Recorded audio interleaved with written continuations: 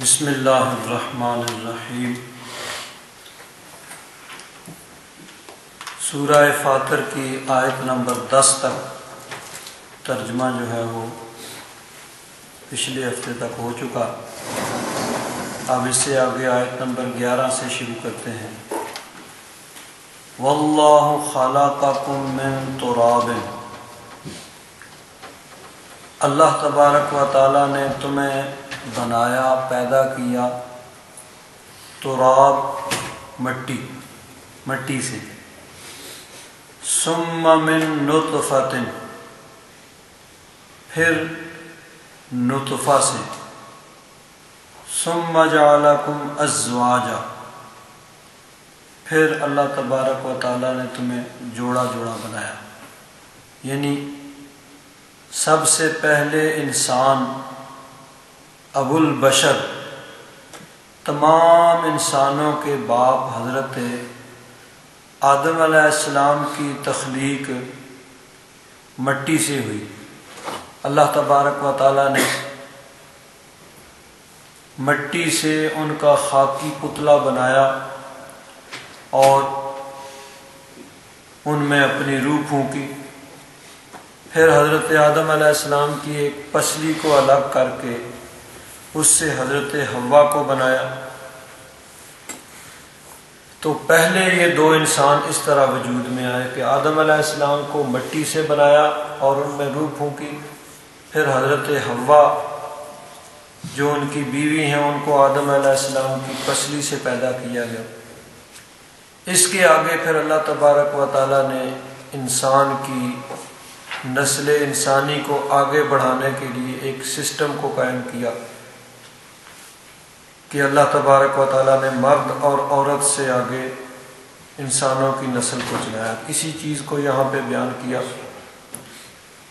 وَمَا تَحْمِلُ مِنْ أُنْثَىٰ،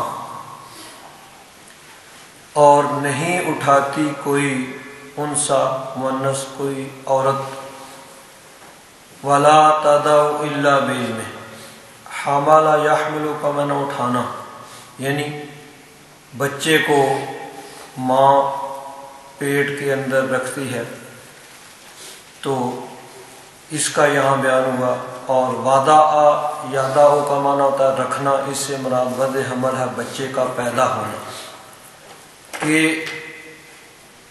جتنی مدت بچہ ماں کے پیٹ میں گزارتا ہے اور اس کی پیدائش سب اس کے علم سے، وَمَا تَحْمِلُ مِنْ أُنْثَىٰ وَلَا تَضَعُ إِلَّا بِعِلْمِهِ، کوئی عورت یا کوئی مؤنث نہیں اٹھاتی، یعنی اپنے پیٹ میں بچے کو رکھتی اور نہ اس کو وہ وَضَعَ يَضَعُ وضع حمل یعنی بچے کا پیدا ہونا، الا بعلم، مگر اللہ تبارک و تعالیٰ اس کو سب کو جانتا ہے۔ وَمَا يُعَمَّرُ مِن مُعَمَّرٍ، عمرا یعمر کا معنی آباد کرنا بھی ہوتا ہے، یہاں مراد ہے لمبی عمر پانا۔ معمر کہتے ہیں بوڑھا، لمبی عمر کا آدمی جس کی عمر لمبی ہو۔ تو کسی کی عمر لمبی نہیں ہوتی، ولا ينقص من عمرہ، نہ اس کی عمر میں سے کچھ کم کیا جاتا ہے، الا فی کتاب، مگر وہ سب کتاب میں لکھا ہوا ہے، یعنی لوح محفوظ میں لکھا ہوا ہے کس نے کتنی عمر پانی ہے، اور تمام تفصیلات اللہ تبارک و تعالیٰ نے انسان کے متعلق ازل سے لوح محفوظ میں لکھ دی۔ حدیث پاک میں آتا ہے کہ جب بچہ ماں کے پیٹ میں ہوتا ہے تو 4 مہینے جب گزر جاتے ہیں اس کو 120 دن، پہلے فرمایا کہ 40 دن وہ نطفے کی شکل میں رہتا ہے، 40 دن علقہ ایک جمے ہوئے خون کی شکل میں رہتا ہے، پھر 40 دن وہ مضغہ ایک گوشت کے لوتھڑے کی شکل میں رہتا ہے، یہ 120 دن ہو گئے، یعنی 4 مہینے۔ اس کے بعد اللہ تبارک و تعالیٰ ایک فرشتے کو بھیجتا ہے، وہ فرشتہ لکھتا ہے کہ یہ یعنی مذکر ہوگا، مؤنث ہوگا، مرد ہوگا، عورت ہوگا، پھر اس کا عمر لکھتا ہے کہ اس کی عمر کتنی ہوگی، اس کا رزق لکھتا ہے کہ یہ کیا کیا کھائے گا۔ تو یہ تمام چیزیں انسان کے دنیا میں آنے سے پہلے ہی فرشتہ جو ہے وہ لکھ دیتا ہے۔ ازل سے اللہ تبارک و تعالیٰ نے طے کر دیا ہے عمر، رزق، سب چیزیں۔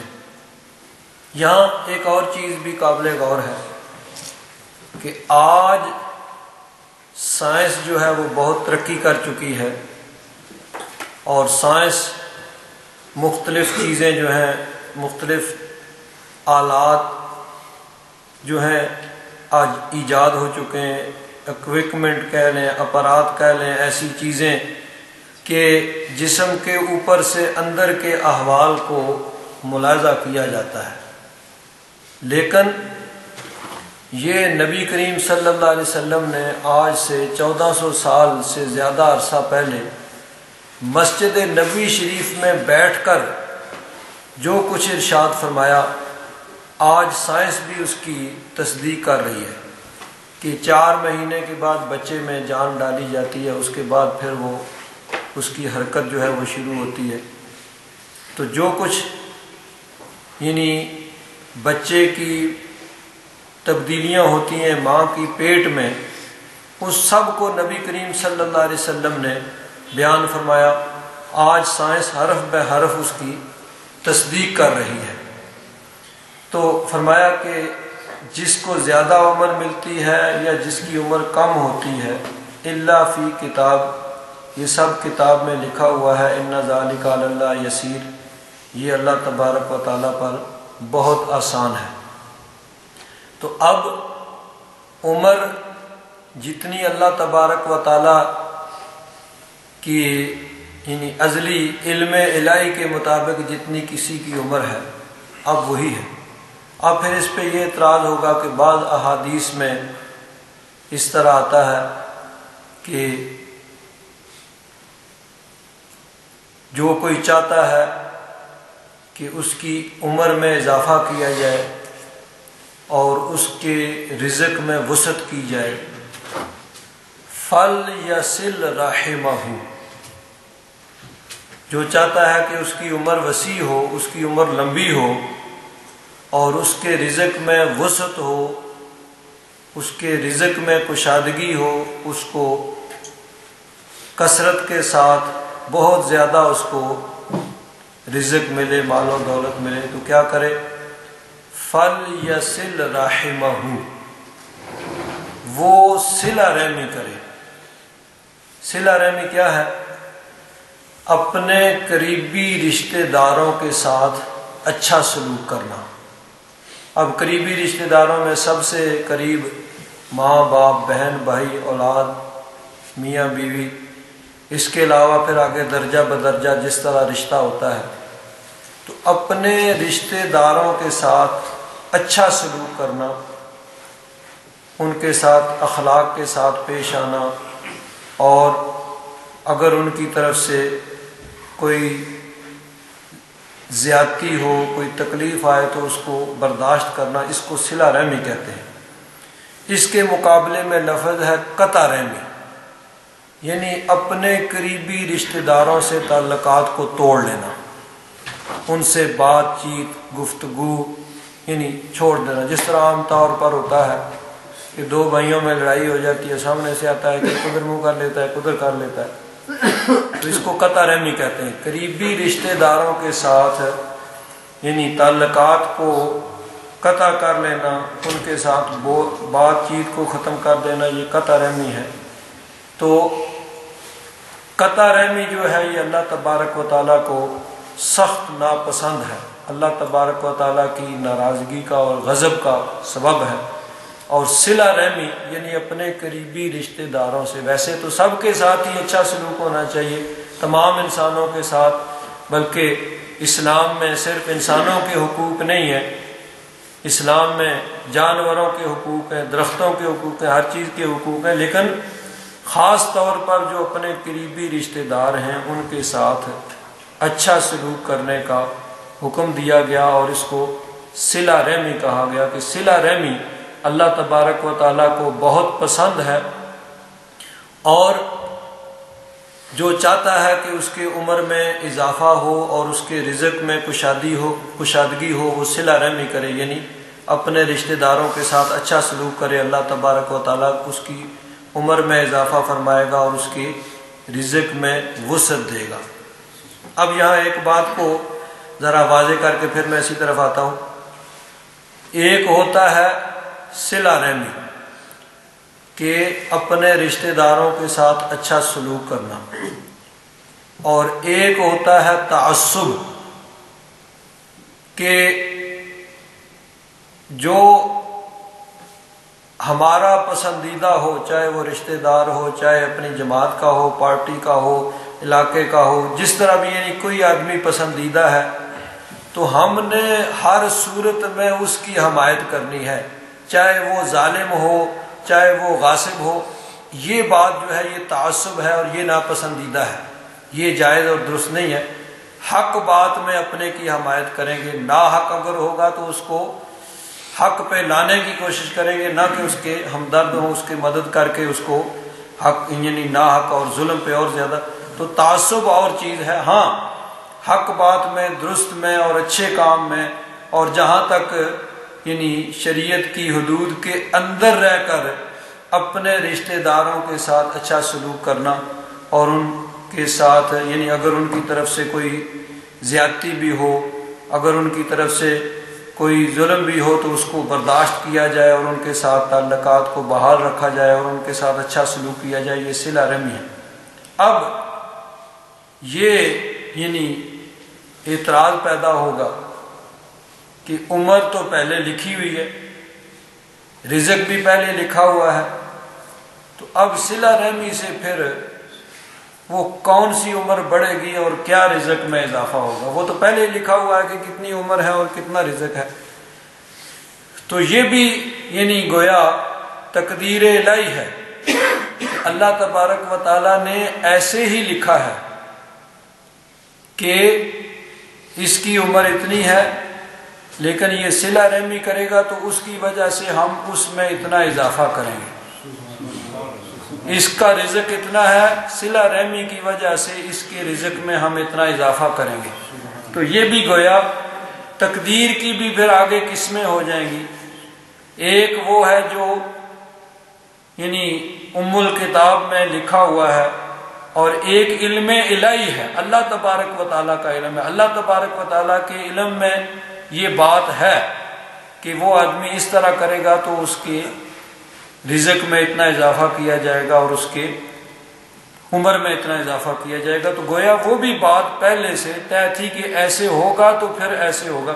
تو یہ تمام چیزیں جو ہیں یہ تقدیر کی قسم میں آتی ہیں۔ تو بہرحال فرمایا کہ وما یعمر من معمر، کوئی لمبی عمر پانے والا لمبی عمر نہیں پاتا، ولا ينقص من عمرہ، نہ کسی کی عمر میں کمی، یعنی نہ کسی کی لمبی عمر نہ کسی کم، الا فی کتاب، سب کتاب میں ہے، علم الہی میں سب پہلے سے موجود ہے۔ وما ذلک ان ذلک علی اللہ یسیر، یہ اللہ تبارک و تعالیٰ پر آسان ہے۔ وما یستوی البحران، دو سمندر نہیں ملتے، بحر سمندر اور بحران تثنیہ کا صیغہ دو، ھذا عذب فرات، یہ میٹھا پانی ہے، سائغ شرابہ، بہت خوشگوار ہے پینے والے کے لیے، وھذا ملح اجاج، اور یہ کھاری ہے، نمکین ہے،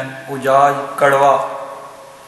تو اب یعنی دو طرح کے پانی، ایک میٹھا ہے ایک کڑوا ہے، ایک خوشگوار ہے ایک کھاری ہے۔ اب دونوں اکٹھے ہیں لیکن ملتے نہیں۔ یہ بھی اللہ تبارک و تعالیٰ کی قدرت ہے کہ بظاہر اس کے درمیان میں کوئی آڑ کوئی رکاوٹ نہیں ہے، لیکن وہ دونوں ملتے بھی نہیں۔ جس طرح کہ اس کو سورہ الرحمن میں بھی اللہ تبارک و تعالیٰ نے اسی چیز کو بیان فرمایا، مرج البحرین یلتقیان، دو سمندر ملتے ہوئے نظر آتے ہیں، بینہما برزخ، ان کے درمیان ایک برزخ ہے، ایک رکاوٹ ہے، لا یبغیان، وہ اس سے آگے نہیں بڑھتے، یعنی بظاہر ملے ہوئے ہیں لیکن اب وہ دونوں آپس میں خلط ملط نہیں ہوتے، میٹھا ایک طرف رہتا ہے، کڑوا ایک طرف رہتا ہے، یہ بھی قدرت الہی ہے۔ وَمِن كُلٍّ تَأْكُلُونَ لَحْمًا طَرِيًّا، دونوں ہی سے، کڑوے پانی سے بھی میٹھے پانی سے بھی تم تازہ گوشت کھاتے ہو، یعنی اس سے مچھلیاں پکڑتے اور ان کا یعنی تازہ گوشت تم کھاتے ہو۔ وَتَسْتَخْرِجُونَ حِلْيَةً تَلْبَسُونَهَا، اور تم اس میں سے نکالتے ہو زیور جس کو تم پہنتے ہو، یعنی سمندر سے مختلف قسم کے ہیرے جواہرات اس طرح کی چیزیں نکلتی ہیں جن سے زیورات بنتے ہیں۔ وَتَرَى الْفُلْكَ، اور تو دیکھے گا کشتیوں کو، فیہ، اس میں یعنی پانی کے اندر، سمندر کے اندر، مواخر، وہ پانی کو چیرتی ہوئی چلتی ہیں، لِتَبْتَغُوا مِنْ فَضْلِهِ، تاکہ تم اس کا فضل ڈھونڈو، یعنی سمندروں میں تجارت ہوتی ہے، تجارتی سامان کو لے کے ادھر سے ادھر، ادھر سے ادھر، یہ سب یعنی رزق کا ایک ذریعہ ہے۔ وَلَعَلَّكُمْ تَشْكُرُونَ، اور تاکہ تم اللہ تبارک و تعالیٰ کا شکر ادا کرو۔ یولج اللیل فی النہار،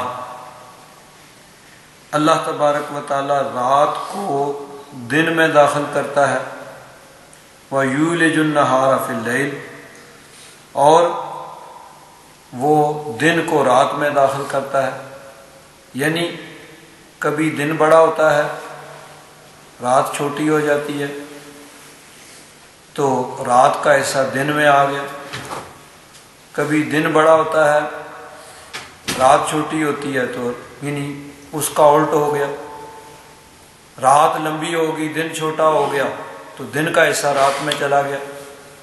تو اب یہاں پہ دیکھیے، کبھی جو ہے ان دنوں میں اب تقریباً 16 گھنٹے، اب 16 سے بھی زیادہ ہو جائے گی رات ہوتی ہے، 8 سے کم گھنٹے دن ہوتا ہے، اور جون میں 16 گھنٹے سے زیادہ دن ہوتا ہے اور 8 گھنٹے سے بھی کم رات ہوتی ہے۔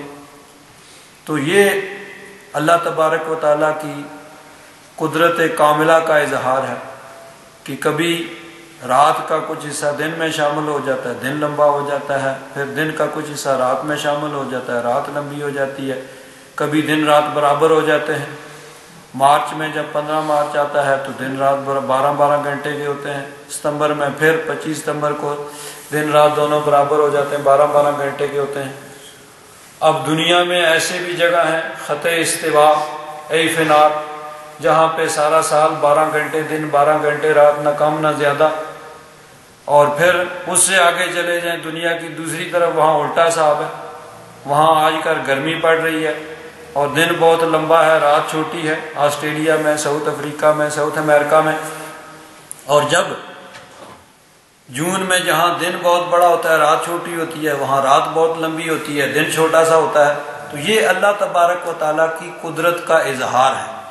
یولج اللیل فی النہار، رات کو دن میں داخل کرتا ہے، وَيُولِجُ النَّهَارَ فِي اللَّيْلِ، اور دن کو رات میں داخل کرتا ہے، وَسَخَّرَ الشَّمْسَ وَالْقَمَرَ، اللہ تبارک و تعالیٰ نے سورج اور چاند کو، الشمس سورج، قمر چاند، سورج اور چاند کو مسخر کیا، ان کو کام میں لگا دیا، ان کو حکم کا پابند کر دیا۔ سورج اور چاند اللہ تبارک و تعالیٰ کے حکم کے پابند ہیں، اللہ تبارک و تعالیٰ کا حکم ہوتا ہے، جیسے حکم ہے اس کے مطابق نکلتے ہیں، اس کے مطابق ڈوبتے ہیں۔ کبھی یہ نہیں ہوتا کہ سورج اپنے رستے سے بھٹک جائے، چاند اپنے رستے سے بھٹک جائے، کہیں لیٹ ہو جائے، کہیں پہلے آ جائے، نہیں، اللہ تبارک و تعالیٰ نے ان کے لیے ایک ٹائم ٹیبل، ایک فریم ورک مقرر کیا، اس کے مطابق چل رہے ہیں۔ سخر الشمس والقمر، سورج اور چاند کو مسخر کیا۔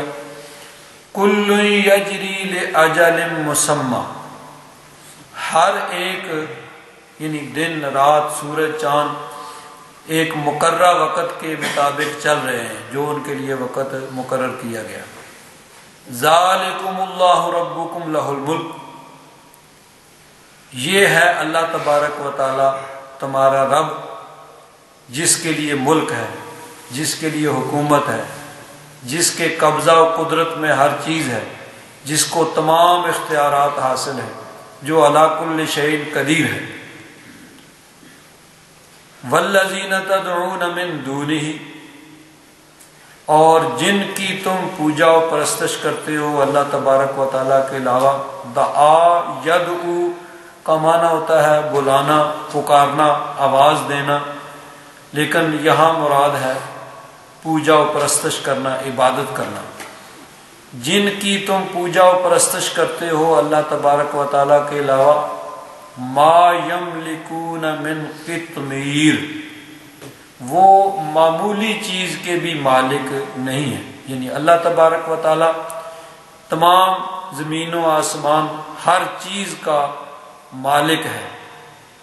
اور بت جن کی تم پوجا و پرستش کرتے ہو وہ کسی چیز کے مالک نہیں۔ قطمیر کہتے ہیں کھجور کی جو گٹھلی ہوتی ہے، کھجور کھائی جاتی ہے تو اس میں سے گٹھلی نکلتی ہے، گٹھلی کے اوپر ایک باریک سا اس کے اوپر ہوتا ہے، ایک جھلی سی ہوتی ہے کھجور کے گٹھلی کے اوپر، اس کو قطمیر کہتے ہیں۔ تو یہ بت جن کی تم پوجا و پرستش کرتے ہو اللہ تبارک و تعالیٰ کے علاوہ، اللہ کو چھوڑ کر، یہ تو اس کھجور کی گٹھلی کے اس جھلی کے بھی مالک نہیں، یعنی کسی معمولی چیز کے بھی مالک نہیں۔ ان تدعوہم، اگر تم ان کو پکارو، لا یسمعوا دعاءکم، تو وہ تمہاری پکار کو نہیں سنیں گے۔ یعنی بت ہیں، اب پتھر کے بنے ہوئے ہیں یا کسی اور چیز کے بنے ہوئے ہیں، دھات کے بنے ہوئے ہیں، لوہے کے ہیں، سونے کے ہیں، چاندی کے ہیں، کسی بھی چیز کے ہیں۔ اب عرب کے اندر جو عام طور پر بت ہوتے تھے وہ پتھروں کے بنے ہوئے ہوتے تھے، جن کو انہوں نے خانہ کعبہ میں بھی سجا کر رکھا ہوا تھا اور جگہوں پہ بھی تھے۔ تو فرمایا کہ اگر تم ان کو پکارو، اب وہ پتھر کے پتھر ہیں، وہ کیا سنیں گے؟ لا یسمعوا دعاءکم، وہ تمہاری پکار کو نہیں سن سکتے۔ وَلَوْ سَمِعُوا مَسْتَجَابُوا لَكُمْ، اور اگر وہ بالفرض سن بھی لیں تو تمہیں جواب نہیں دے سکتے۔ وَيَوْمَ الْقِيَامَةِ يَكْفُرُونَ بِشِرْكِكُمْ، قیامت کے دن وہ تمہارے شرک کا انکار کر دیں گے۔ یعنی دنیا میں تو وہ پتھر ہیں، لیکن آخرت میں قیامت کے دن اللہ تبارک و تعالیٰ ان کو دیکھنے، بولنے، سننے کی قوت عطا فرمائے گا۔ اللہ تبارک و تعالیٰ جو انسان کو دیکھنے، سننے، بولنے کی قوت طاقت دے سکتا ہے، وہ قادر ہے قیامت کے دن ان کو بھی دیکھنے کی قوت عطا فرما دے گا، وہ دیکھ لیں گے، ان کو سننے کی قوت عطا فرما دے گا، وہ سن لیں گے، ان کو بولنے کی قوت عطا فرما دے گا تو وہ بول بھی لیں گے۔ تو یوم القیامت یکفرون بشرککم، وہ قیامت کے دن تمہارے شرک کا انکار کر دیں گے۔ ولا ینبئک مثل خبیر، اور اے سننے والے، تمہیں خبیر کی طرح، یعنی اللہ تبارک و تعالیٰ کی طرح تمہیں کوئی خبر نہیں دے گا۔ یہاں پہ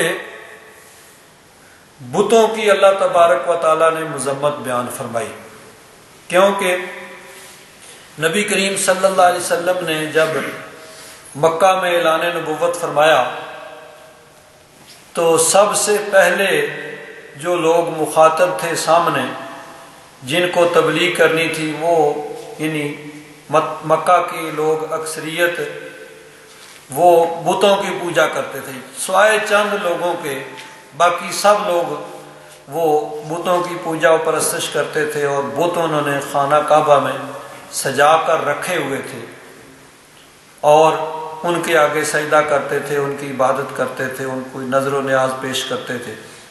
تو اللہ تبارک و تعالیٰ نے قرآن پاک میں جا بجا بتوں کی مذمت بیان فرمائی۔ مثلا دیکھیے، جس طرح ہم پیچھے پڑھ چکے ہیں، یہ 7ویں سپارے کے آخر میں ہے،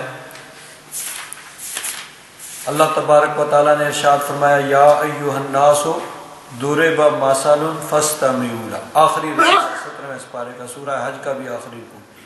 اے لوگوں تمہارے لیے ایک مثال بیان کی جاتی ہے، اس کو غور سے سنو۔ ان الذین تدعون من دون اللہ، وہ بت جن کو تم پوجا پرستش کرتے ہو اللہ تبارک و تعالیٰ کو چھوڑ کر، جن کی تم پوجا و پرستش کرتے ہو، لن یخلقوا ذبابا، وہ بت جو ہیں وہ ایک مکھی بھی نہیں بنا سکتے۔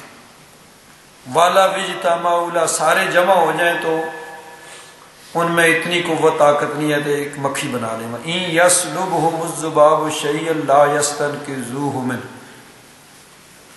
ان کے آگے کھانا رکھا جائے، اس میں سے مکھی اٹھا کے لے جائے تو وہ اس سے مکھی سے وہ چھین بھی نہیں سکتے۔ ضعف الطالب والمطلوب، طالب اور مطلوب کتنے کمزور ہیں کہ جن کی پوجا و پرستش کرتے ہیں ان کا حال تو یہ ہے بت کہ وہ مکھی نہیں بنا سکتے، بلکہ مکھی کوئی چیز اٹھا کے لے جائے چھین نہیں سکتے۔ اور یہ تو مطلوب ان کے بت ان کا حال ہوا، اور طالب کتنے کم عقل ہیں کہ ان کی پوجا و پرستش کریں جو پتھروں سے اپنے ہاتھ سے بنائیں۔ ما قدر اللہ حق قدری، انہوں نے اللہ تبارک و تعالیٰ کی قدر نہیں پہچانی، نہیں قدر کی جس طرح قدر کرنی چاہیے۔ ان اللہ لقوی عزیز، بے شک اللہ تبارک و تعالیٰ وہ طاقت والا اور غالب ہے۔ تو قرآن پاک میں باب جا بجا بتوں کی مذمت بیان کی گئی۔ اب لفظ ایک وہاں پہ استعمال ہوا من دون اللہ، یہاں پہ ہوا من دونہ، تو من دون اللہ قرآن پاک کی ایک خاص اصطلاح ہے جو بتوں کے لیے استعمال ہوئی، کیونکہ وہ لوگ بتوں کی پوجا و پرستش کرتے تھے۔ اللہ تبارک و تعالیٰ نے ان کی مذمت بیان کی۔ اب کیا ہوتا ہے، بعض لوگ آیات تو وہی پڑھتے ہیں جو بتوں کے متعلق اللہ تبارک و تعالیٰ نے نازل کی، اور ان آیات کو پڑھ کے ان کو نبیوں ولیوں پہ چسپاں کرتے ہیں، معاذ اللہ۔ مثلاً اسی کو لیجیے، والذین تدعون من دونہ ما یملکون من قطمیر، وہ جن کو تم اللہ کے علاوہ پکارتے ہو وہ قطمیر کے مالک نہیں ہیں، معمولی چیز کے مالک نہیں ہیں۔ اب اس آیت کو پڑھا جائے گا اور پھر ایک ایک ولی کا اور سب کا، باذ اللہ نبی کریم صلی اللہ علیہ وسلم کو بھی اس میں شامل کر کے کہا جائے گا، دیکھو بھائی قرآن پاک کہتا ہے کہ جن کو تم پکارتے ہو وہ کسی چیز کے، معمولی چیز کے، کھجور کے اوپر، کھجور کی گٹھلی کے اوپر وہ جو معمولی سی ایک جھلی ہوتی ہے اس کے مالک نہیں، ان کو کوئی قبضہ و اختیار نہیں ہے، کوئی قدرت حاصل نہیں ہے۔ اب اگر قرآن پاک کا یعنی اس طرح ترجمہ کیا جائے، اس طرح مفہوم بیان کیا جائے تو پھر کون مسلمان رہ سکتا ہے؟ مثلا اب یہاں پہ صرف دعا یدعو کا، ویسے تو جو مفسرین کرام فرماتے ہیں کہ اس سے مراد ہوتا ہے صرف پکارنا نہیں بلکہ پوجا و پرستش کرنا، یعنی جن بتوں کی تم پوجا و پرستش کرتے ہو وہ کسی چیز کے مالک نہیں۔ اب یہ ترجمہ اور مفہوم ایسا بے غبار ہوگا کہ جس پہ کوئی اعتراض نہیں ہے، لیکن اگر کہیں نہیں صرف اس سے پکارنا ہی مراد ہے تو پکارا تو کسی کو بھی جا سکتا ہے۔ اب کہیں جن کو تم پکارتے ہو کسی چیز کے مالک نہیں، یہ سیدھی سیدھی بات غلط معلوم ہوتی ہے کہ میں آپ میں سے کسی کو بھی پکار سکتا ہوں، اور آپ کہتے ہیں، کوئی کہتا ہے کہ یہ مکان میری ملکیت ہے، یہ گاڑی میری ملکیت ہے، یہ فلاں چیز میری ملکیت ہے۔ اب کہیں یہ قرآن پاک تو کہتا ہے جن کو تم پکارتے ہو کسی چیز کے مالک ہی نہیں، تو اب یہ یعنی ظاہر عقل کے اور مشاہدہ کے خلاف ہوگی۔ تو اب پھر جب ایسی بات کرنے والے پھنس جاتے ہیں تو کہتے ہیں نہیں، جن کو تم مدد کے لیے پکارتے ہو دور سے پکارتے ہو، دور سے وہ کیسے سنتے ہیں؟ دور سے تو اللہ تبارک و تعالیٰ سنتا ہے۔ ہم کہتے ہیں دور سے سننا اللہ تعالیٰ کی صفت نہیں ہے، اللہ تبارک و تعالیٰ تو ہے ہی قریب، تو جو ہے ہی قریب، شارق سے قریب، وہ دور سے کیسے سنے گا؟ وہ تو ہے ہی شارق سے قریب۔ پھر کہیں گے نہیں جن مردوں کو تم پکارتے ہو، یہ ساری چیزیں یہاں نہیں ہیں۔ جب وہ ایک بات میں پھنسیں گے آگے دوسری کہیں گے، اس سے پھنسیں گے دوسری کہیں گے۔ بات اصل یہ ہے کہ قرآن پاک کا ایسا ترجمہ اور مفہوم بیان کرنا کہ جو عقل کے خلاف ہو، مشاہدہ کے خلاف ہو، اور یعنی جس کے ذریعے سے ایسی بات کی جائے کہ گویا کہ کوئی بھی مسلمان جو ہے وہ نہ رہ جائے۔ اب دیکھیے مثلا کہتے ہیں جی کہ اللہ کے علاوہ کسی کو پکارا، کسی سے مدد جو مانگتا ہے وہ مسلمان نہیں ہے۔ اب ہم دن بھر کسی نہ کسی سے مدد سے مانگتے ہیں، اللہ کے علاوہ کسی سے مدد مانگی تو کافر ہو گئے۔ اب گھر میں گئے، بیٹے کو کہا بیٹا پانی پلاؤ، کافر ہو گئے، اللہ کے علاوہ کسی سے مدد مانگ لی۔ بیگم سے کہا بھائی یہ کام کر دو، اس کو پکارا، اس سے مدد مانگی، کافر ہو گئے۔ تو اب یہ ایسا مفہوم ہے کہ کوئی بھی نہیں بچے گا، وہ کہنے والے بھی نہیں بچیں گے۔ تو بات دراصل یہ ہے کہ اللہ تبارک و تعالیٰ قادر قدیر ہے۔ اللہ تبارک و تعالیٰ نے بتوں کو کوئی اختیار نہیں دیا ہے۔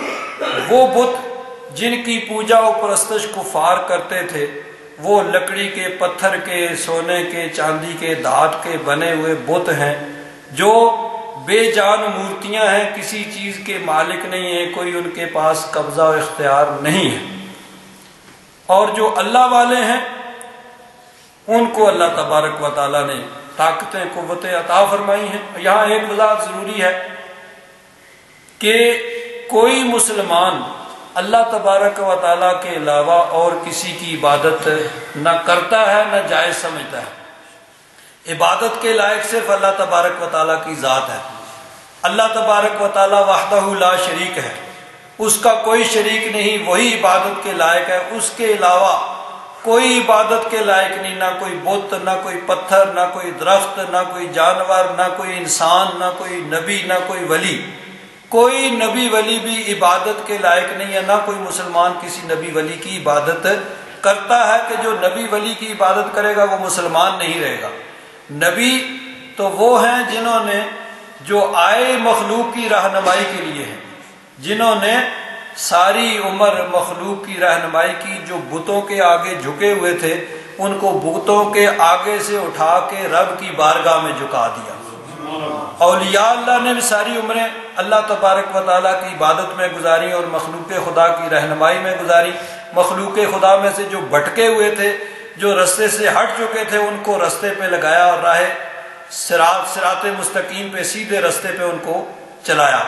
تو نبی ولی تو آئے ہی اللہ تبارک و تعالیٰ کی طرف بلانے والے، جو غیر اللہ کی عبادت کرتے تھے ان کو ادھر سے ہٹا کے اللہ کی عبادت پر لگایا، نہ کہ ان کی پوجا و پرستش کی جائے۔ تو کوئی نبی ولی بھی اللہ تبارک و تعالیٰ، یعنی اللہ تبارک و تعالیٰ کے علاوہ کوئی نبی ولی بھی عبادت کے لائق نہیں ہے۔ جو یعنی کسی نبی ولی نے اپنی عبادت کا نہیں کہا، اگر کوئی کسی نبی کی قبر کو سجدہ کرتا ہے، کسی ولی کی قبر کو سجدہ کرتا ہے، تو وہ اس کا ایک ذاتی فعل ہے۔ اللہ کے نبی اور ولی اس سے بری الذمہ ہیں، اور جو نبی ولی کو عبادت کے لائق سمجھے گا، عبادت کرے گا، وہ دائرہ ایمان سے خارج ہو جائے گا۔ یہ بات تو بالکل یعنی کلیئر ہے، اس میں کوئی شک و شبہ نہیں ہے۔ اب بات رہ گئی یہ کہ بتوں کو تو کوئی اختیار نہیں ہے، اور بتوں کی آیتیں پڑھ کے نبیوں ولیوں پہ لگائی جائے کہ نبیوں ولیوں کو بھی کوئی اختیار نہیں ہے، یہ بات جو ہے یہ درست نہیں ہے۔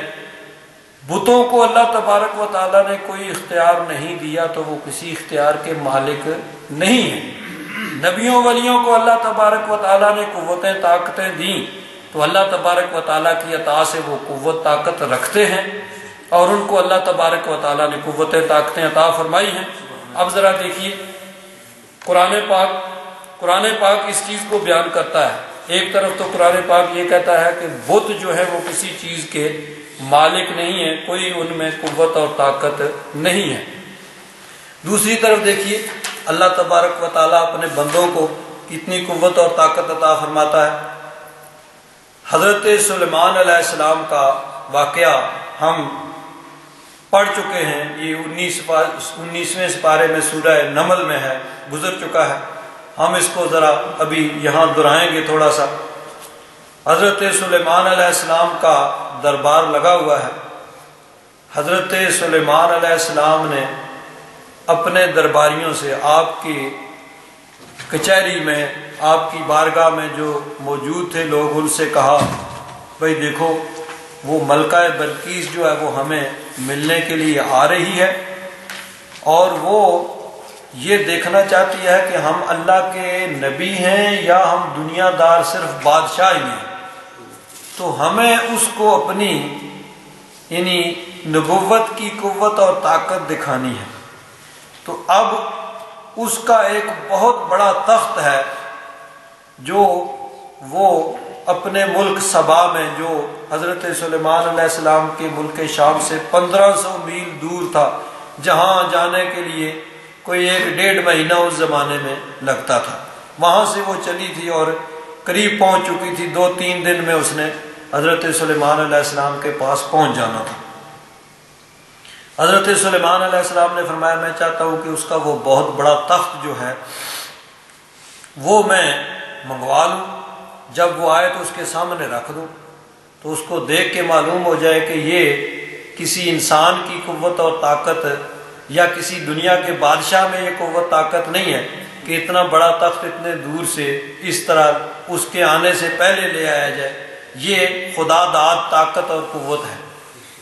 اب آپ نے ارشاد فرمایا یا ایھا الملأ ایکم یاتینی بعرشھا قبل ان یاتونی مسلمین، کہ کون ہے وہ جو اس کا تخت میرے پاس لے آئے اس سے پہلے کہ وہ اطاعت گزار ہو کر مسلمان ہو کر میرے پاس آئیں۔ حضرت سلیمان علیہ السلام کے دربار میں انسان بھی ہوتے تھے، جن بھی ہوتے تھے، جن بھی آپ کے تابع تھے۔ قال عفریت من الجن، جنوں میں سے ایک بڑا طاقتور، عفریت کہتے ہیں طاقتور، قوی، دیو ہیکل، بڑا طاقتور جن بولا انا آتی کا بھی، وہ تخت میں لے آؤں گا۔ آپ نے فرمایا بھائی کتنی دیر اس میں لگے گی؟ اس نے کہا قبل ان تقوم من مقامک، آپ کا یہ دربار لگا ہوا ہے، دربار برخاست ہونے سے پہلے پہلے میں وہ تخت آپ کے پاس لے آؤں گا۔ یعنی دربار صبح سے لے کر دوپہر تک چند گھنٹے وہ دربار لگا رہتا تھا، تو یعنی چند گھنٹے سے پہلے پہلے وہ اتنے دور سے اتنا بڑا تخت جس کو وہ 7 کمروں میں بند کر کے اس کے اوپر پہرا لگا کے وہ آ رہے تھے، تو اس کو میں لے آؤں گا۔ اس نے کہا بھئی دیر کتنی لگے گی؟ جاؤں گا اڑتا ہوا، جا کے اس کے سچویشن دیکھوں گا، چھت کو توڑنا پڑا تو چھت کو توڑ کے کندھے پہ اٹھا کے تخت تو آپ کے پاس لے آؤں گا۔ ٹائم اتنا ہی لگے گا کہ آپ کی کچہری برخاست نہیں ہوگی کہ پہلے تخت آپ کے پاس حاضر ہوگا۔ وَإِنِّي عَلَيْهِ لَقَوِيٌّ أَمِينٌ، اس پہ میں بڑا مضبوط اور بڑا ایماندار ہوں، یعنی مجھے کمزور نہ سمجھیں کہ میں صرف دعویٰ کروں اور اس پہ پورا نہ اتروں، تخت نہ لا سکوں۔ میں اپنے دعوے کے مطابق آپ کی کچہری برخاست ہونے سے پہلے پہلے وہ تخت آپ کے پاس حاضر کر دوں گا۔ اور دوسری بات یہ بھی ہے کہ وہ تخت بڑا قیمتی ہے، اس میں ہیرے جواہرات کا جڑاؤ ہے، تو میں امین ہوں، میں کوئی چوری نہیں کروں گا، صحیح سالم پورا میں آپ کی بارگاہ میں لے آؤں گا۔ حضرت سلیمان علیہ السلام چاہتے تو کہتے ٹھیک ہے بھائی جاؤ لے آؤ، وہ تو آئے گی 2-3 دن کے بعد، اور تم ابھی آج ہی یہ مجلس برخاست ہونے سے پہلے لے آؤ گے۔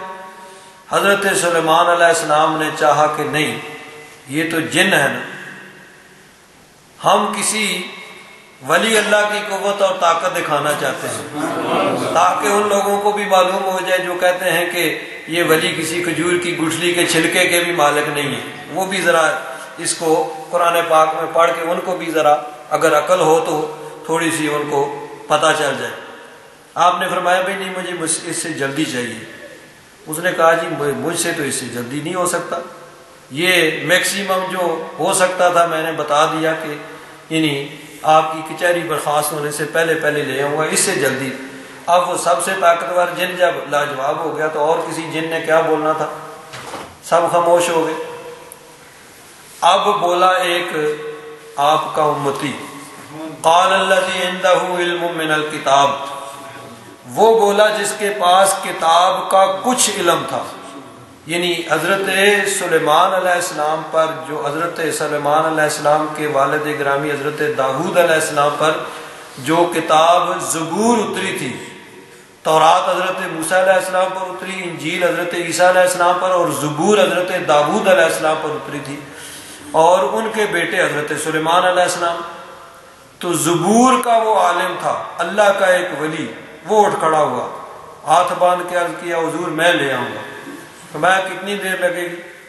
انہوں نے عرض کیا حضور دیر کون سی، جن کو اڑ کے جانا پڑے گا مجھے جانا نہیں پڑے گا، جن کو چھتیں توڑ کے تخت کندھے پہ اٹھا کے لانا پڑے گا مجھے اس کی بھی حاجت نہیں ہے۔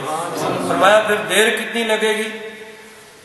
انہوں نے عرض کیا انا آتی کبھی قبل ان یرتد الیک طرفک، حضرت آپ کی پلک جھپکنے سے پہلے آپ کے پاس آؤں۔ پلک جھپکنے میں آپ کتنے سیکنڈ کا بھی کچھ حصہ لگتا ہے، آنکھ بند ہوتی ہے اور کھلتی ہے۔ تو کہا حضور قبل ان یرتد الیک طرفک، آپ کی پلک جھپکنے سے پہلے، آنکھ بند ہو کے کھلنے سے پہلے پہلے وہ حاضر ہوگا۔ اور یہ صرف ایک بڑھ کی نہیں تھی، بلکہ فلما رآہ مستقرا عنده قال هذا من فضل ربی۔ حضرت سلیمان علیہ السلام نے جو آنکھ بند کر کے کھولی تو دیکھا تخت سامنے پڑا ہوا ہے۔ قال هذا من فضل ربی، آپ نے کہا یہ رب ذوالجلال کا فضل ہے، میرے رب کا، میرے مولا کا فضل ہے کہ میرے غلاموں میں اللہ تبارک و تعالیٰ نے اتنی قوت طاقت والے رکھے ہیں۔ لیبلونی ااشکر ام اکفر، یہ میرے غلاموں میں اتنے طاقتور، اتنی شان والے اللہ تبارک و تعالیٰ نے رکھے ہیں۔ اس میں اللہ تبارک و تعالیٰ کی آزمائش ہے کہ میں شکر کرتا ہوں یا کفر کرتا ہوں، یعنی کہیں متکبر تو نہیں ہو جاتا کہ میرے غلاموں کی یہ شان ہے۔ ومن شکر فانما یشکر لنفسہ، اور جو شکر کرتا ہے وہ اپنے لیے ہی کرتا ہے، اپنے ہی بھلے کے لیے کرتا ہے۔ ومن کفر فان ربی غنی کریم، اور جو کفر کرتا ہے، ناشکری کرتا ہے، تو رب تبارک و تعالیٰ تو غنی ہے، وہ کریم ہے، بزرگ ہے، وہ اس کو یعنی بے پرواہ، اس کو کسی کی پرواہ نہیں ہے۔ تو اب دیکھیے اللہ کے ولی کو یہ طاقت حاصل ہے کہ سینکڑوں میل دور سے اتنا بڑا تخت پلک جھپکنے سے پہلے پہلے حضرت سلیمان علیہ السلام کے سامنے حاضر کر دیا۔ اور یہ کیا کہتے ہیں؟ لا ما یملکون من قطمیر، کہ ان کو کوئی قوت اور طاقت حاصل نہیں، معمولی چیز کے بیماریاں، یعنی خود تو کہتے ہیں یہ چیز ہماری ملکیت ہے، ہمیں یہ اختیار ہے یہ، لیکن اللہ والے جو ہیں وہ کسی چیز کے مالک نہیں ہیں، ان کو کوئی اختیار نہیں ہے۔ آیت اتری ہے بت کے بارے میں کہ بت جو ہیں وہ کسی چیز کے مالک نہیں ہیں، وہ کوئی قوت اور طاقت نہیں رکھتے ہیں۔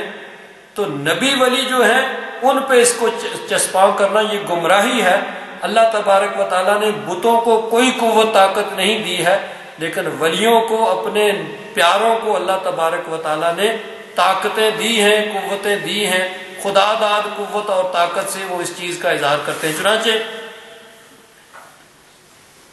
مودودی صاحب نے بھی اس کی تفسیر میں یہ لکھا ہے، لکھتے ہیں وہ شخص بہرحال جن کی نو میں سے نہ، یعنی وہ جن نہیں تھا جس نے یہ کہا تھا، اور بعید نہیں کہ وہ کوئی انسان ہی ہو، اس کے پاس کوئی غیر معمولی علم تھا، اور وہ اللہ کی کتاب الکتاب سے ماخوذ ہے۔ اب جن اپنے وجود کی طاقت سے اس تخت کو چند گھنٹوں میں اٹھا لانے کا دعویٰ کر رہا تھا، یعنی پہلے جن نے کہا تھا نا کہ میں آپ کی کچہری برخاست ہونے سے پہلے پہلے لے آؤں گا، تو مودودی صاحب لکھتے ہیں جن اپنے وجود کی طاقت سے اس تخت کو چند گھنٹوں میں اٹھا لانے کا دعویٰ کر رہا تھا، یہ شخص علم کی طاقت سے اس کو ایک لحظے میں اٹھا لایا۔ علم کی طاقت مان لی لیکن ولایت کی طاقت نہیں مانی، کہ علم میں اتنی طاقت ہے کہ علم کی طاقت سے وہ تخت اتنے دور سے آ سکتا ہے، لیکن ولایت کی طاقت جو ہے اس کی توفیق نہیں ملی کہ یہ کہیں کہ وہ ولی تھا اور ولایت کی طاقت سے لیا۔ بہر چلو علم کی طاقت ہی مان۔ آگے لکھتے ہیں اس دیو ہیکل جن کے دعوے کی طرح اس شخص کا دعویٰ صرف دعویٰ ہی نہ رہا بلکہ فی الواقع جس وقت اس نے دعویٰ کیا اسی وقت ایک ہی لحظہ میں وہ تخت حضرت سلیمان کے سامنے رکھا نظر آیا۔ تو یہ اللہ تبارک و تعالیٰ اپنے بندوں کو، اپنے ولیوں کو یہ قوت اور طاقت اللہ تبارک و تعالیٰ عطا فرماتا ہے۔ اللہ تبارک و تعالیٰ کی دی ہوئی قوت اور طاقت کا اظہار ہوتا ہے۔ مثلاً دیکھیے،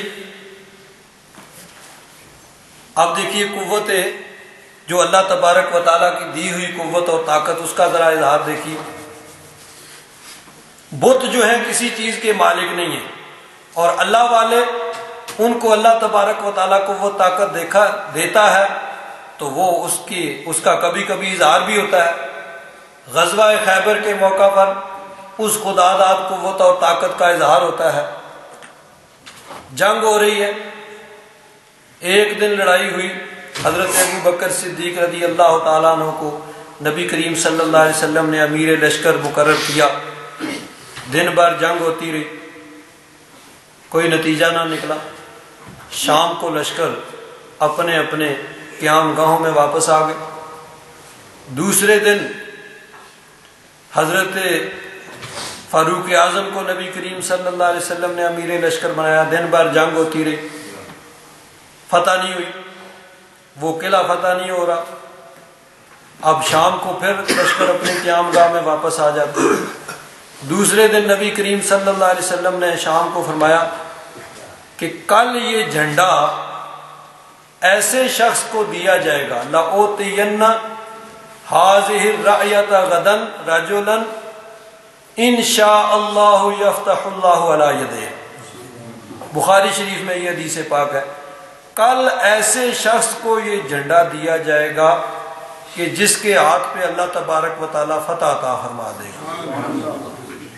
اب صحابہ اکرام فرماتے ہیں کہ یہ بات سن کے ہمارے لیے وہ رات گزارنی مشکل ہو گئی۔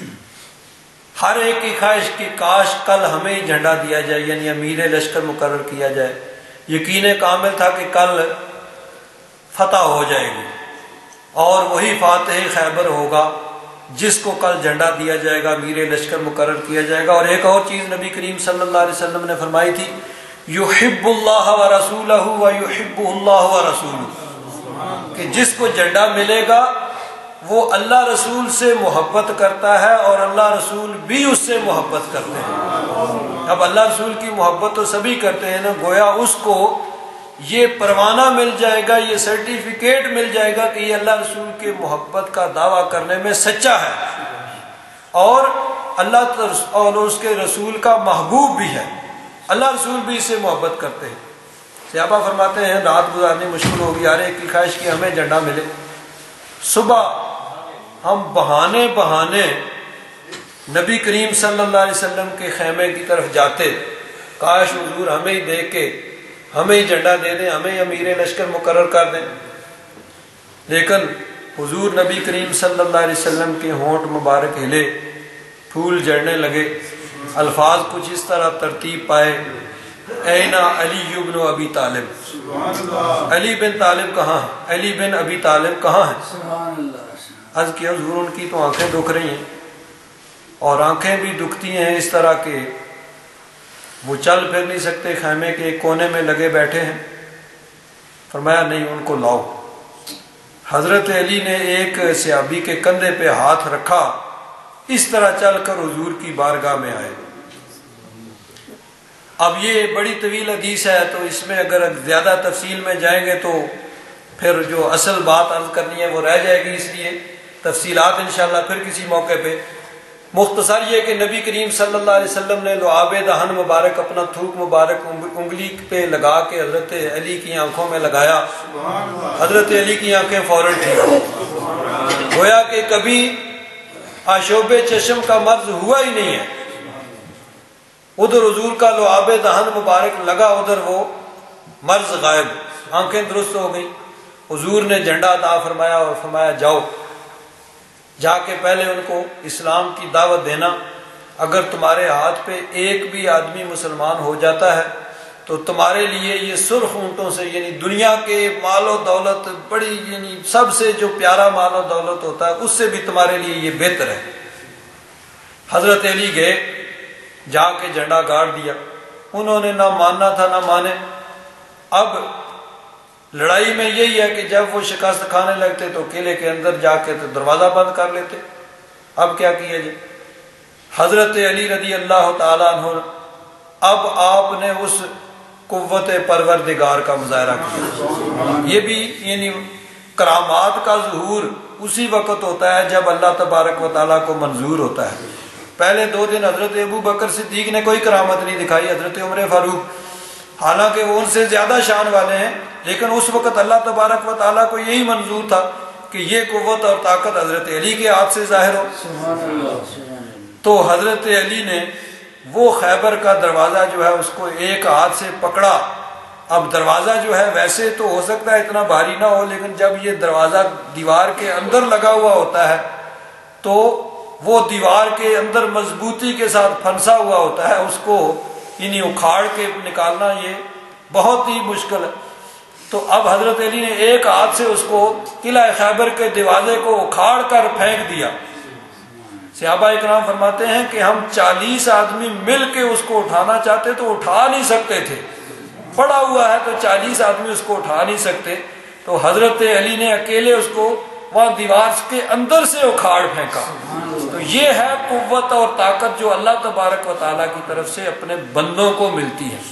تو بت جو ہیں وہ کسی چیز کے مالک نہیں ہیں، ان کو کوئی قوت طاقت حاصل نہیں ہے، کوئی ان کو کسی قسم کی کوئی قوت اور طاقت حاصل نہیں ہے، لیکن اللہ والے جو ہیں ان کو اللہ تبارک و تعالیٰ کی طرف سے یہ قوتیں اور طاقتیں ملتی ہیں۔ علامہ اقبال کہتے ہیں زیر پا این جا شکوہ خیبر است، کہ خیبر کی ساری شان و شوکت حضرت علی کے پاؤں کے نیچے ہے۔ زیر پا این جا شکوہ خیبر است، دست او آن جا قسیم کوثر است۔ کل قیامت کے میدان میں حضرت علی کے ہاتھ سے حضور نبی کریم صلی اللہ علیہ وسلم کا حوض کوثر وہ تقسیم ہوگا۔ تو زیر پا این جا شکوہ خیبر است، دست او آن جا قسیم کوثر است۔ تو یہ اللہ تبارک و تعالیٰ اپنے بندوں کو یہ قوت اور طاقت عطا فرماتا ہے۔ تو یہ اللہ تبارک و تعالیٰ کی دی ہوئی قوتیں اور طاقتیں ہیں۔ اللہ تبارک و تعالیٰ نے بتوں کو طاقت نہیں دی ہے تو وہ بے اختیار ہیں، وہ کسی چیز کے مالک نہیں ہیں، کوئی ان کو قوت اور طاقت حاصل نہیں ہے۔ اور اپنے ولیوں کو اللہ تبارک و تعالیٰ نے قوت اور طاقت دی ہے تو وہ مالک ہیں، اور اللہ تبارک و تعالیٰ نے جو ان کو قوتیں طاقتیں دی ہیں کبھی کبھی ان کا اظہار بھی ہو جاتا ہے۔ اب دیکھیے حضرت فاروق اعظم رضی اللہ تعالیٰ عنہ، آپ کو حضرت عمر بن عاص نے خط لکھا مصر سے کہ مصر کا دریائے نیل خشک ہو گیا۔ مصر حضرت عمر فاروق کے زمانے میں حضرت عمر بن عاص نے یہ فتح کیا تھا، تو حضرت عمر بن عاص نے خط لکھا کہ دریائے نیل خشک ہو گیا ہے، اور یہاں کے لوگ یہ بتاتے ہیں کہ یہ ہر سال خشک ہو جاتا ہے، اور پھر کیا کرتے ہیں اس کو چلانے کے لیے یہاں ان کی ایک روٹین ہے، ایک روایت ہے کہ نوجوان عورت کو قربان کیا جاتا ہے، اس کی یہ قربانی مانگتا ہے۔ جب اس میں ایک نوجوان عورت کو قربان کیا جاتا ہے تو پھر یہ جاری ہو جاتا ہے، 1 سال تک جاری رہتا ہے، سال کے بعد سے پھر یہ خشک ہو جاتا ہے۔ ہر سال ایک نوجوان لڑکی کی عورت کی یہ قربانی مانگتا ہے۔ حضرت عمر بن عاص نے خط لکھا کہ اب ہم کیا کریں، اسلام تو اس چیز کی اجازت نہیں دیتا کہ کسی کو یعنی اس طرح قربان کیا جائے اور کسی کی جان کو اس طرح ضائع کیا جائے۔ تو یہ یعنی جہالت کے زمانے میں ایسے ہوتا تھا، اور پھر وہ قربانی بھی عورت کی دیتے تھے کہ عورت جو ہے کمزور مخلوق ہے۔ اب ہمارے ہاں بھی بعض جگہوں پہ اسی طرح عورتوں کو قربانی کا بکرا دیا جاتا ہے، جی لڑائی ہوتی ہے، جھگڑا ہوتا ہے، کوئی قتل ہو گیا تو اب قتل میں کیا کرو بھائی، اب صلح کس طرح ہو، تو عوض میں کوئی عورت اور کوئی لڑکی ان کو دے دو جو ساری عمر ان کی غلامی کرے. تو یہ یعنی اس کو بعض جگہوں پہ مذہب کا دین کا رنگ دیا جاتا ہے. دین کا مذہب کے اس کے ساتھ کوئی تعلق نہیں ہے. وہ ان لوگوں کی خاندانی اور علاقائی روایات ہیں. دین اسلام اس سے بری ذمہ ہے. دین کا اس کے ساتھ کوئی تعلق نہیں ہے. دین اس ظلم کی اجازت ہے. اسلام اس ظلم کی اجازت نہیں دیتا. تو حضرت عمر فاروق کو خط پہنچا. حضرت عمر فاروق نے فرمایا کہ دین اسلام اس ظلم کی اجازت نہیں دیتا ہے. تو یہ ظلم اسلام میں نہیں ہوگا. اسلام سے پہلے وہاں ظلم ہوتا رہا ہے لیکن اب یہ ظلم نہیں ہوگا. اچھا پھر کیا کریں؟ حضرت عمر فاروق نے ایک خط لکھا اور خط حضرت عمر بن عاص کے نام خط ہے اور اس میں ایک اور خط لکھا. فرمایا یہ خط میرا یہ دریائے نیل کے نام ہے اور اس کو جا کے تم وہ دریائے نیل جو خشک ہے اس کے درمیان میں جا کے رکھ دو. اور لکھا کیا ہے؟ لکھا یہ کہ اے دریا اگر تو اپنی مرضی سے جاری ہوتا ہے تو ہمیں تیری کوئی حاجت نہیں ہے. اگر تو اللہ کے حکم سے چلتا ہے تو اللہ کا بندہ عمر تجھے حکم دیتا ہے کہ تو جاری ہو جا. اللہ کا بندہ عمر تمہیں حکم دے رہا ہے کہ تو جاری ہو جا. اب یہ خط حضرت عمر بن عاص کے پاس پہنچا. وہاں کے لوگ جو نئے نئے مسلمان ہوئے تھے وہ بھی دیکھ رہے ہیں کہ یہ خط عجیب خط ہے کہ دریا کے نام ہے. ہم تو ہر سال ایک عورت کی قربانی دیتے تھے جب یہ جاری ہوتا تھا. اب یہ خط کے ذریعے اس کو جاری کرنے لگے. حضرت عمر بن عاص گئے, دریا کے درمیان میں خط لکھا اور بھاگ کے آئے. حضرت عمر بن عاص باہر نکلے تو دریا جاری ہو گیا اور کناروں تک بھر گیا. اور اس وقت سے آج تک پھر کبھی دریائے نیل خشک نہیں ہوا کہ پہلے وہ گویا اپنی مرضی سے چلتا تھا, اب حضرت عمر کے حکم سے چل رہا ہے. تو یہ اللہ والوں کو قوتیں اور طاقتیں ملتی ہیں. اللہ تبارک و تعالیٰ نے ان کو قوتیں طاقتیں دی ہیں اور اس کا اظہار ہوتا ہے. تو قرآن پاک میں جو یعنی بجا بجا بتوں کی مذمت بیان کی گئی ہے کہ بت جو ہیں ان کو اللہ تعالیٰ نے کوئی قوت اور طاقت نہیں دی ہے. ان کے پاس کوئی اختیار نہیں ہے, کسی چیز کے وہ مالک نہیں ہیں. لیکن اللہ والے جو ہیں اللہ تبارک و تعالیٰ نے ان کو قوتیں طاقتیں دی ہیں. تو اس کا کبھی کبھی اظہار بھی ہوتا ہے. کرامت کی صورت میں اللہ تبارک و تعالیٰ نے انبیاء کرام کو معجزات عطا فرمائے. معجزے کی صورت میں ان کی قوت اور طاقت کا اظہار ہوا. ولیوں کی قوت اور طاقت کا کرامت کے طور پر اظہار ہوا. تو جس کو اللہ تبارک و تعالیٰ نے قوت اور طاقت دی ہے اس کا وہ قوت اور طاقت اس کے پاس ہے. لیکن جتنی اللہ تبارک و تعالیٰ نے دی ہے اتنی ہی ان کے پاس قوت اور طاقت ہے. اصل مالک حقیقی طور پر اللہ تبارک و تعالیٰ ہے. باقی جس کے پاس جو قوت طاقت جو کچھ بھی ہے وہ اللہ تعالیٰ کا عطا کردہ ہے. اللہ تبارک و تعالیٰ اپنے ولیوں کو یہ قوتیں اور طاقتیں عطا فرماتا ہے.